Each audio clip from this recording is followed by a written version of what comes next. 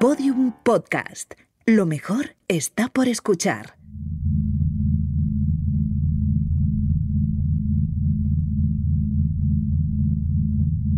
¿Has oído hablar de la neurobiología vegetal? ¿Sabías que las plantas perciben su entorno no a través de 5 sentidos, sino a través de casi 20 formas distintas? ¿Sabías que las flores establecen relaciones simbióticas con los insectos para sobrevivir? ¿Has pensado alguna vez en cómo consiguen las plantas luz, agua o alimento? ¿Sabías que en un bosque las plantas, los árboles, los arbustos y las flores se comunican entre ellos a través de las raíces, configurando una especie de red subterránea de intercambio de información y de componentes químicos? Enseguida, algunas respuestas y nuevas preguntas para pensar y aprender juntos en... Solaris, ensayos sonoros para ser más contemporáneos. Capítulo 5. Inteligencia vegetal. La mirada sabia de Susan Simard es filtrada por unas lentes venerables. Como ella, su melena gris se mueve lentamente mientras camina. Es fácil imaginarla paseando por un bosque. Las plantas viven a cámara lenta si se las compara con nosotros, los animales. En estos momentos, la profesora de la Universidad de British Columbia está investigando la importancia de los árboles madre, de los árboles más viejos y más altos de los bosques, que muy probablemente sean sus referentes, sus centros de gravedad, porque desde ellos y sus raíces se distribuyen diversas sustancias a otras especies vegetales, actúan como núcleos dentro de una vasta red de micorrizas. Un árbol madre, por ejemplo, puede ayudar a las plántulas infectándolas con hongos y suministrando los nutrientes que ésta necesita para crecer. En el interior de los árboles madre es probable que haya claves que nos permitan combatir el cambio climático.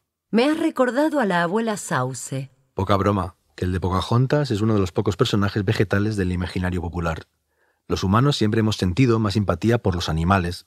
Las plantas son las grandes desconocidas, y Susan Simard, una de las personas de todo el mundo que mejor entiende los bosques, ha sido y sigue siendo muy importante para que empecemos a conocerlas en serio. Se hizo famosa como autora de un experimento extraordinario. En el cambio de siglo llevó a cabo un estudio pionero en un bosque canadiense.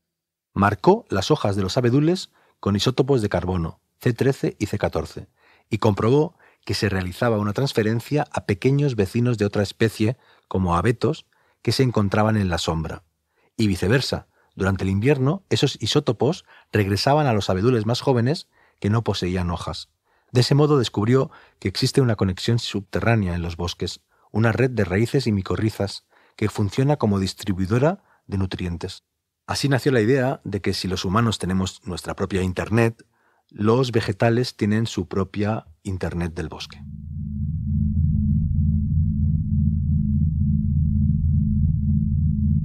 Buenas noches, o buenos días, o buenas tardes. No tengo modo de saber a qué hora, ni en qué lugar, ni en qué condiciones me estás escuchando. Porque esto es un podcast. El podcast no es radio ni es audiolibro, pero tiene algo de la radio y del audiolibro. Es nuevo, pero como todo lo nuevo, tiene su tradición, su genética, su historia. Es futuro con un rastro de pasado, puro presente. Este podcast se titula Solaris, ensayos sonoros para ser más contemporáneos. Yo soy Jorge Carrión, escritor y corresponsal en el presente. Sí, en el presente, ese país extraño que es al mismo tiempo también pasado y futuro. Y ella es ella, nuestra corresponsal en el futuro. Encantada. Digamos que soy un algoritmo de voz y la compañera de Jorge en esta aventura. Madre mía. Eso, madre mía. En cada capítulo de este podcast vamos a examinar aspectos de nuestra realidad que tal vez sean las vanguardias de lo que está llegando, de lo por venir. Vamos a pensar la ciencia y la tecnología más innovadoras en el contexto de la filosofía, de las artes, de las narrativas. Vamos a recomendar libros y series, con nuestros corresponsales en plataformas tecnológicas, en tecnologías diversas, en lenguajes artísticos y en festivales expandidos, y contigo. Vamos a pensar juntos, vamos a ensayar juntos, vamos a aprender juntos. Buenas noches, o buenos días, o buenas tardes. Aquí estamos, en vivo, pero no en directo. Bienvenida. Bienvenido. En este 5º episodio vamos a acercarnos a lo que han descubierto algunos de los máximos expertos internacionales en botánica para realizar una primera aproximación a lo que sabemos sobre cómo sienten cómo se comunican o cómo incluso se puede decir que piensan las plantas. En las últimas décadas, hemos reconocido legalmente los derechos de los animales, hemos descubierto la inteligencia de los pulpos o de los pájaros y hemos empezado a entender que también el reino vegetal lleva a cabo estrategias que se podrían calificar como inteligentes. No creo que sea casual que ese reconocimiento se esté produciendo al mismo tiempo en que se multiplican las presencias de las inteligencias artificiales. En efecto, estamos en un momento histórico de emergencia de las inteligencias no humanas y de reconocimiento de la importancia de las especies compañeras. Sobre todo eso y sobre mucho más vamos a hablar en este 5º episodio de Solaris.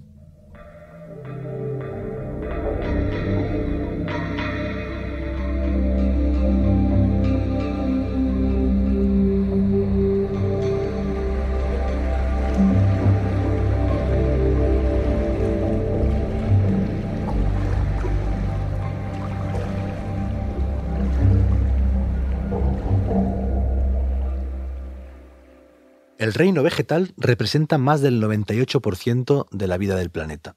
Si llegaran unos extraterrestres, muy probablemente pensarían que las plantas son las dueñas de la Tierra. Pero el ser humano es un animal, y los animales se mueven a unas velocidades muy superiores a las que puede alcanzar una hiedra o las raíces de un pino o el tallo de un girasol.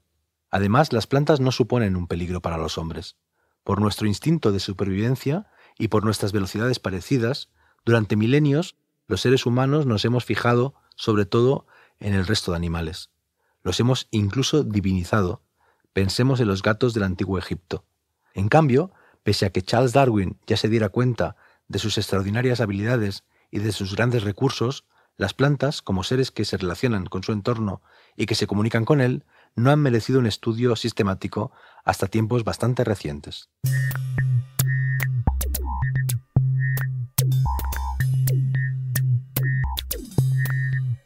The Producers è un collettivo di produttori che ha voluto la scienza come parte testuale, scegliendo come frontman uno scienziato. Il primo capitolo, Planetario, è dedicato allo spazio ed esplora il mondo delle stelle. Oggi i The Producers tornano con Botanica, continuando a mettere in relazione musica e scienza per raccontare le meraviglie del mondo vegetale.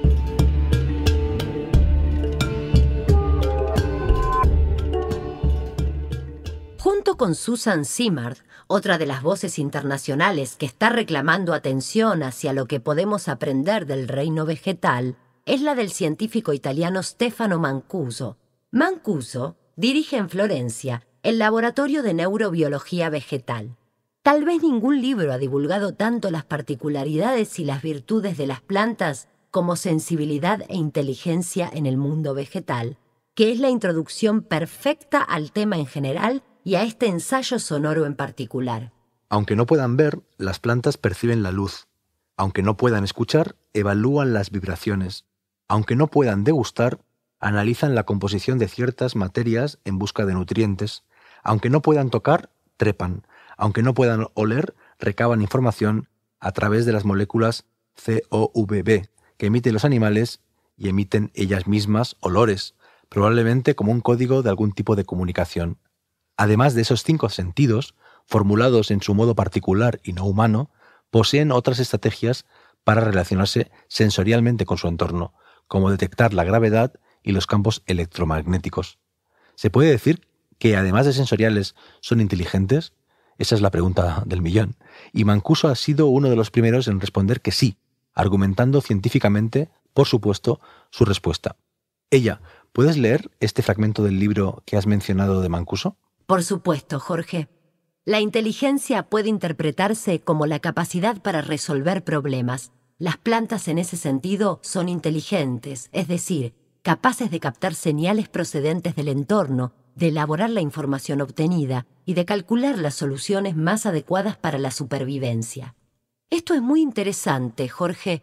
Permite que lo complete con 2 citas más del mismo libro. La primera dice: las plantas evidencian lo que se conoce como inteligencia en enjambre, que les permite comportarse no como un individuo, sino como una multitud y manifestar comportamientos grupales similares a los de una colonia de hormigas, un banco de peces o una bandada de pájaros. Y la segunda cita completa esa. Las plantas son organismos sésiles, es decir, que no pueden desplazarse, y por eso han evolucionado de manera distinta, construyendo un cuerpo modular, carente de órganos únicos. Son seres divisibles, dotados de numerosos centros de mando y con una estructura reticular no muy distinta a la de Internet. Muchas gracias, ella. Fíjate que de nuevo tenemos la metáfora de Internet. La red se ha convertido en la figura geométrica que mejor representa nuestra época y todas las inteligencias no humanas empiezan a configurar a nuestro alrededor redes de sentido. Con las 3 citas que has leído de sensibilidad e inteligencia en el mundo vegetal de Stefano Mancuso, podemos entender por qué cada vez hay más botánicos que defienden que las plantas tienen inteligencia. Las plantas no tienen cerebro, no tienen neuronas, de hecho no tienen órganos centrales, son redes o colonias. Pero un modo de ver un cerebro es como un circuito eléctrico, y las plantas sí se relacionan con el mundo y consigo mismas a través de impulsos eléctricos. Por otro lado, una definición posible de inteligencia, como dice Mancuso, podría ser la capacidad de identificar y resolver problemas. No hay duda de que las plantas, cuyas raíces esquivan obstáculos, cuyos tallos se doblan o crecen en busca de la luz, que son capaces de conseguir nutrientes de las formas más inesperadas, como comiéndose moscas, que han desarrollado incluso formas de camuflaje y de seducción de ciertos insectos para utilizarlos en su beneficio, saben perfectamente cómo enfrentarse a los problemas. Son mucho más lentas que los animales, pero no carecen de movimiento, sienten a su manera, piensan a su manera, viajan lentamente o en alianza con animales o con el viento. Otra vez me acuerdo de la abuela Sauce. Escucha tu corazón y lo entenderás. No tengo corazón, soy un algoritmo. Bueno, yo creo que sí que tienes tu corazón, pero evidentemente no tiene la forma de un corazón animal. Debe ser una red de ceros y de unos. Entre un 0 y un 1 siempre hay un secreto. O un latido.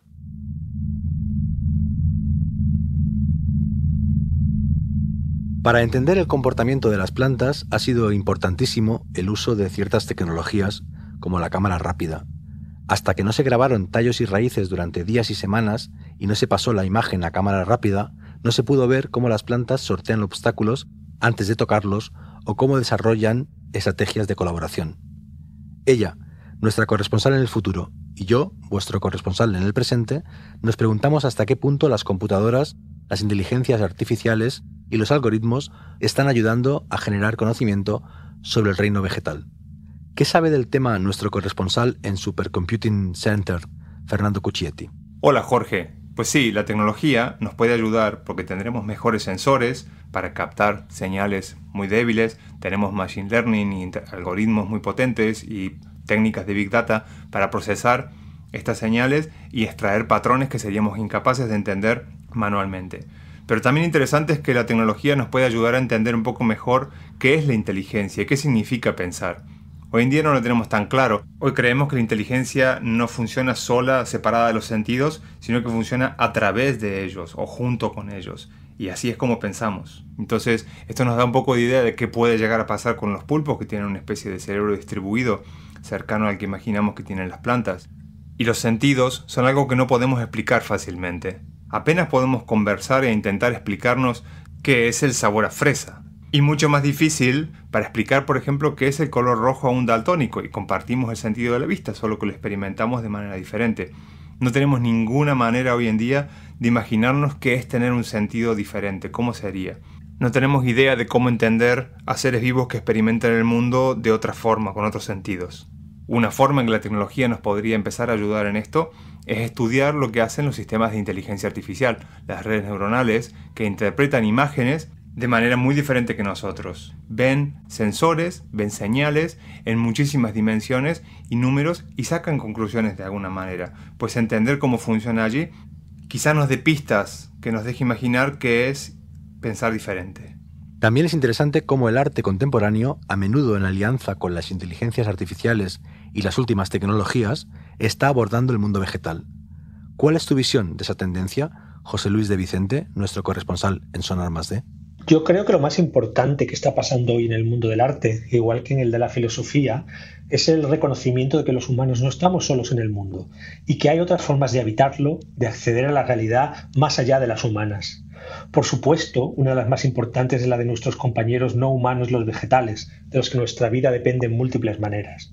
Muchos artistas hoy están proponiendo formas de diálogo con la vida vegetal. Por ejemplo, el holandés Thijs Birkester ha colaborado con Stefano Mancuso en una pieza, Simbiosia, en la que conectaron sensores a distintos árboles en un museo de París para observar cómo factores como el tráfico y la calidad del aire en la ciudad afectan al proceso de fotosíntesis de cada ejemplar y así a su crecimiento. Uno de mis proyectos favoritos del último año, de la británica Daisy Ginsberg, utiliza las tecnologías de la biología sintética para intentar resucitar el aroma de una flor que se extinguió en Hawái hace 100 años, extrayendo su ADN a partir de una hoja preservada en un herbario. Estos dos proyectos me recuerdan además al trabajo de la gran artista australiana Natalie Yeremyenko, que se ha acercado al mundo vegetal desde los años 90 del pasado siglo y con la que pude trabajar en el CCCB hace 3 años. Su proyecto One Trees consistía en clonar 1000 árboles distintos, idénticos genéticamente entre sí, y plantarlos por todo el norte de California. A medida que crecían, las diferencias en su crecimiento mostrarían cómo las condiciones medioambientales y los cuidados de los humanos afectaban a su desarrollo. Esos 1000 árboles son todos un clon de un único ejemplar, pero son también individuos distintos, singulares y únicos.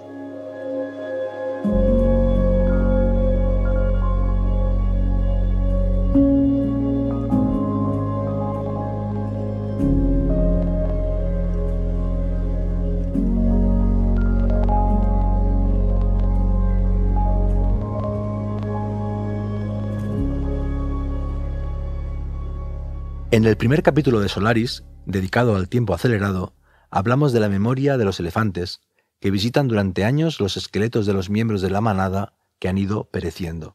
Y que cuentan con redes sociales y afectivas que implican no a decenas, sino a centenares de ejemplares. Pues bien, los árboles también tienen memoria, como ha demostrado la dendrocronología, la ciencia que lee los aros concéntricos de los árboles para determinar a través de ellos cuándo se alimentó correctamente, cuándo subió o bajó la temperatura, cuándo hubo una plaga o un incendio. Y los bosques también tienen memoria. En Noruega se realizó un experimento en el que se generó un bosque nuevo con 2 tipos de semillas píceas hermanas, medio clones, unas extraídas de climas fríos y otras trasplantadas de climas templados. Lo que descubrieron los científicos parece increíble. Todas crecieron juntas, pero ante la llegada del invierno, las que provenían del frío echaban sus yemas 2 o 3 semanas antes, porque para ellas el invierno era en su recuerdo más largo que para sus compañeras. La memoria de la infancia, la memoria de las infancias vegetales, podría ser un verso, pero es una realidad científica. No sabemos cómo funciona esa memoria, pero tampoco sabemos con exactitud cómo funciona la memoria humana. Por eso seguimos pensando, imaginando, investigando, cambiando nuestra mirada. Como Suzanne Simard y Stefano Mancuso, la botánica Hope Jaren ha dedicado su vida a que conozcamos mejor las plantas. En sus memorias, La memoria secreta de las hojas, lanza una idea muy sugerente. ¿Puedes leer estas líneas, ella?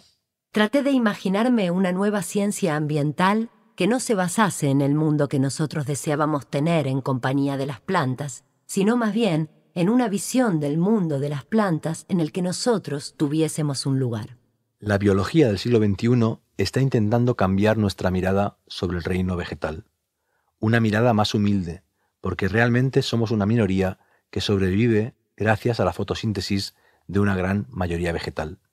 Y ese cambio de la mirada se está ampliando a otros ámbitos y lenguajes, a menudo a través de estrategias propias de la ciencia ficción, porque la ciencia y la comunicación se necesitan mutuamente. El conocimiento solamente cobra sentido cuando se comparte y se impone en el consenso. En la Trienal de Milán de 2019, Stefano Mancuso fue comisario del Pabellón de la Nación de las Plantas. Es decir, igual que había un pabellón de Italia o de Australia, había uno del reino vegetal. Y al final de un recorrido por varios de los aspectos que estamos viendo en este podcast, llegabas a la sede de las Naciones Unidas de Nueva York y escuchabas el discurso que daba la embajadora de la nación vegetal, que por supuesto era una planta. Pero, abuela Sauce, ¿cuál es mi camino? ¿Cómo lograré encontrarlo? Tu madre me hizo exactamente esa misma pregunta. ¿Ah, sí? ¿Y qué le dijiste? Le dije que escuchara. Te rodean un sinfín de espíritus, hija. Habitan la tierra, el agua y el cielo. Si les escuchas, ellos te guiarán. Oigo el viento. Sí. ¿Y qué te dice? No lo entiendo. Qui natura, y lo entenderás. Abre el corazón y lo entenderás. Deja que te inunde como olas de la mar. Está diciéndome que algo se acerca. Nubes extrañas. Abre el corazón y lo entenderás. ¿Estamos lejos o cerca de descifrar el lenguaje de las plantas? Probablemente lejos, pero la ciencia ficción es una máquina de acortar distancias, y a menudo radicaliza las mismas preguntas que se está formulando la ciencia. Hace 10 años publiqué una novela de ciencia ficción que se titula Los muertos. Crea un mundo extraño en que de pronto se materializan personas desnudas que no recuerdan cómo se llaman ni quiénes son. Cuando consiguen ahorrar algo de dinero, se lo gastan en pagarle a un adivino para que les adivine su pasado. Así irán entendiendo, gracias a las visiones de los adivinos, que en su vida anterior fueron Don Quijote, Hamlet, víctimas de Norman Bates o de Tony Soprano.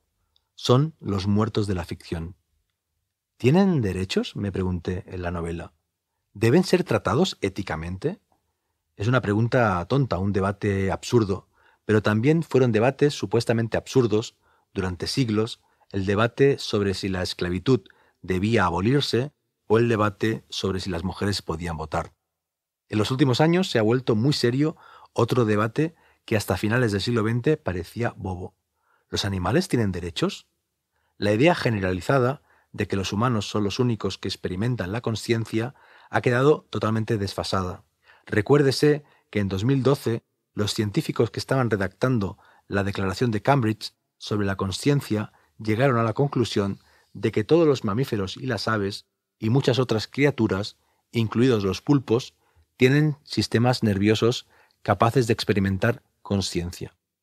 De modo que la pregunta no es tanto si los animales tienen inteligencia, sino, como dice el zoólogo y primatólogo Frans de Waal, si tenemos nosotros suficiente inteligencia para entender la de los animales. ¿Y las plantas? ¿Hasta qué punto son conscientes de existir?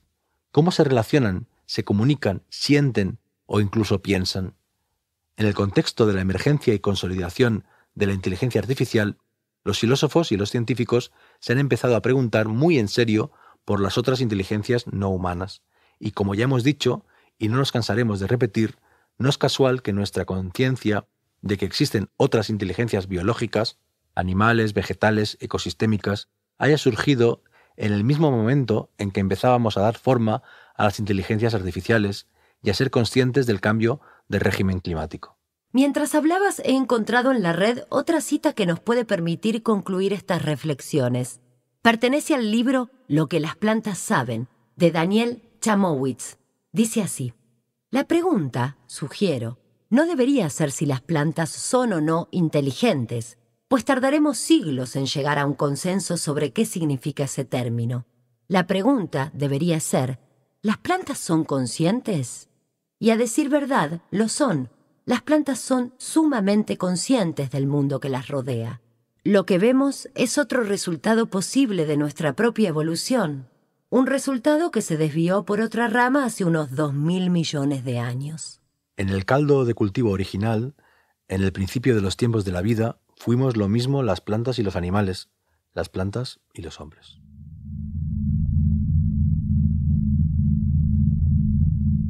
Solaris es un podcast de ensayo y narración, de modo que detrás de cada uno de sus capítulos hay una extensa bibliografía. Empezaremos a acabar este 5º capítulo con algunas recomendaciones para seguir leyendo sobre la inteligencia vegetal. De Stefano Mancuso, además de Sensibilidad e Inteligencia en el Mundo Vegetal, que es la mejor introducción al tema, recomendamos su mejor libro, El futuro es vegetal, que es un ensayo sobre cómo, estudiando los mecanismos propios de lo vegetal, podemos innovar en terrenos tan distintos como la arquitectura, la alimentación o la exploración planetaria. Ambos publicados por Galaxia Gutenberg, como tu novela Los Muertos. Y añadimos Lo que las plantas saben, de Daniel Chamowitz, un volumen menos entusiasta que el de Mancuso, pero igualmente recomendable, centrado en los sentidos de los vegetales y publicado por Ariel. ¿Y qué lecturas textuales o audiovisuales recomiendan nuestro corresponsal en el Supercomputing Center, Fernando Cucchietti, y José Luis de Vicente, nuestro corresponsal en Sonar +D? Comunicarse con inteligencias que piensan diferente que nosotros es un tema muy apasionante desde el punto de vista de la ficción. La obra que más me gusta como lo ataca es la película La Llegada y el cuento en el cual está basada, que se llama La historia de tu vida, escrita por Ted Chiang. Y bueno, la adaptación, que es la película La Llegada de Arrival, ya tiene unos 4 años y tiene unas partes muy bellas en la adaptación de cómo imaginan visualmente el lenguaje de los alienígenas. Y volviendo a que para entender la inteligencia de otros deberíamos considerar que ni siquiera entendemos la nuestra, quería recomendar el libro de Andy Clark que se llama Being There, que es un filósofo que habla de la inteligencia, de qué es ser inteligente y cómo funcionamos. Y su propuesta en este libro es que la inteligencia no es algo que ocurre solo en nuestro cerebro, sino que ocurre también con todo nuestro cuerpo y con el mundo que nos rodea. Esto quiere decir que nosotros no tenemos una central de inteligencia ubicada en un solo punto, que es como nosotros malinterpretamos quizás a otros animales o a los vegetales, sino que formamos conocimiento y nos adaptamos a través de la experiencia completa de nuestro cuerpo, que tenemos distribuida muchísima inteligencia, y que eso tampoco existe en el vacío, sino que existe en un mundo lleno de estímulos, y que para completar el viaje de este libro, que como decía me interesa mucho, está cambiando, estamos agregando en tecnología y de una manera inteligencia externa. Nuestra propia inteligencia que no entendemos está hoy cambiando gracias a la cantidad de dispositivos que podemos llevar encima, con los cuales podemos acceder a conocimiento y operaciones que antes era imposible. Una estrategia que quizá en un futuro cercano podamos extender a los vegetales y a los otros animales para expandir también su inteligencia más cerca de la nuestra. Uno de los libros más fascinantes que se han publicado en los últimos años sobre cómo las vidas humanas y las vidas vegetales se entrecruzan de múltiples maneras lleva la firma de Anna Tsing. En The Mushroom at the End of the World, La seta del fin del mundo, esta reconocida antropóloga chinoamericana, experta en explorar los paisajes del antropoceno, nos cuenta la historia de una de las setas más apreciadas del mundo por su valor culinario, el hongo matsusake. El matsusake no crece principalmente en bosques salvajes, sino que abunda en aquellos bosques que han sido transformados por la mano del hombre, especialmente bajo determinadas especies de pinos. Su sabor no es fácil para nuestro gusto y hay que cocinarlo de manera muy específica. Si queremos comer matsusake tendremos que ir a Japón, donde se sabe cómo cocinarlo y donde se encuentran sus principales consumidores. El problema, sin embargo, es que en Japón ya casi no queda matsusake. Para satisfacer la demanda de este preciado manjar, una red invisible y casi oculta de personas y sistemas se extiende por bosques de todo el mundo. En La seta del fin del mundo, Anna Tsing nos cuenta las historias de los inmigrantes asiáticos que las persiguen, explorando con sumo cuidado y con conocimientos que circulan de mano a mano en campamentos informales a través de los grandes bosques de Oregón, en el noroeste norteamericano. También nos habla de cómo esta especie se ha convertido en un producto de lujo a través de múltiples intermediarios que las compran y venden hasta acabar a hacerlas llegar en pequeñas cajas a los mercados de Tokio. Pero sobre todo, Anna Tsing nos cuenta por qué el matsusake es auténticamente un hongo del antropoceno. Es el resultado de un encuentro entre especies que florecen en los bosques que la explotación maderera provocada por el hombre ha creado, entre la acción de los propios humanos. Este no es un libro sobre setas. Como su subtítulo dice, nos habla de la posibilidad de la vida en las ruinas del capitalismo, de cómo vivir, de cómo crecer y cómo prosperar en un planeta herido.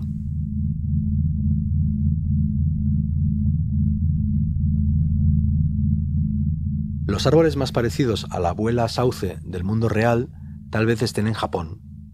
También tienen nombre, se llaman Ibakuyumoku, perdón por pronunciarlo tan mal. Se trata de varias comunidades. Una está formada por 3 ejemplares de 3 especies distintas. un jingo, un pino negro japonés y un muku. Son 3 árboles muy comunes en cualquier jardín clásico nipón, pero estos son muy especiales.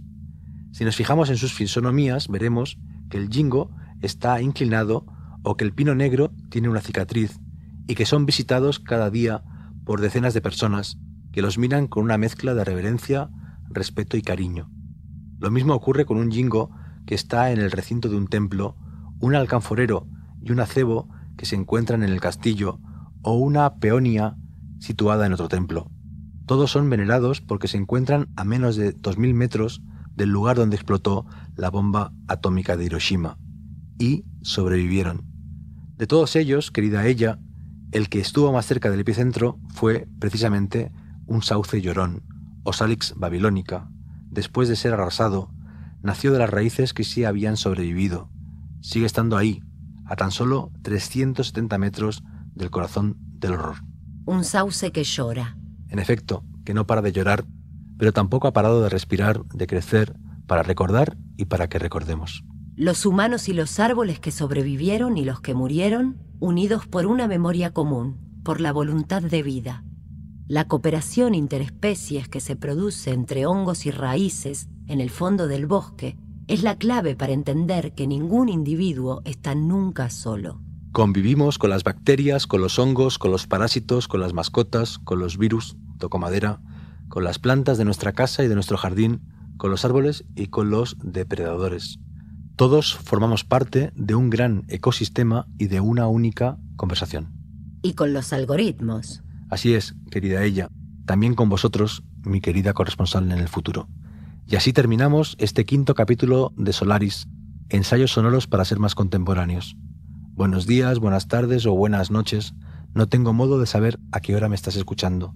Y buena suerte, la estamos necesitando. Solaris, ensayos sonoros para ser más contemporáneos. Una producción de Podium Podcast creada y narrada por Jorge Carrión, con Fernanda Horaci como ella, nuestra corresponsal en el futuro. Edición Ana Alonso. Diseño sonoro Andreu Quesada. Producción ejecutiva María Jesús Espinosa de los Monteros. En este episodio participan José Luis de Vicente, corresponsal en Sonar +D, y Fernando Cucchetti, corresponsal en Supercomputing.